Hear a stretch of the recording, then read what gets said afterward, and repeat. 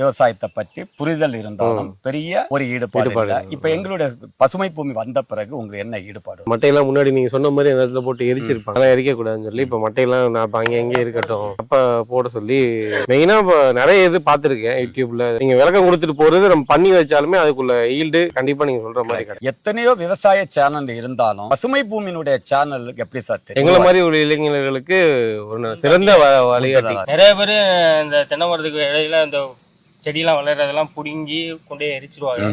நீங்க சொன்னீங்க நீங்க உழுவவே கூடாது, அதை சுத்தி இதெல்லாம் இவ்வளவு பண்ணணும், அதெல்லாம் இங்க வந்ததுக்கு அப்புறம் தான் எனக்கே தெரியும். நீங்க சொன்னதை வச்சு இவ்வளவு தெரிஞ்சது. இதுதான் உரம். ஆமா. அப்ப உங்களுக்கு பயனுள்ளதா இருந்தா ரொம்ப பயனுள்ளதா சொல்ல வரீங்கன்னா மண்புழு இதுவாக நம்மளா தான் தயாரிக்கணும். இப்ப இந்த நேரத்துல நம்ம பசுமை பூமிக்கு ஒரு லைக் ஷேர் கமெண்ட் பண்ணி சப்ஸ்கிரைப் பண்ண வைக்கலாமா? கண்டிப்பா. என்ன செய்யணும்? ஒவ்வொரு பேரும் பசுமை பூமியை சப்ஸ்கிரைப் பண்ணணும், லைக் பண்ணணும், ஷேர் பண்ணணும், ஃபாலோ பண்ணலாம், கமெண்ட் போடணும்.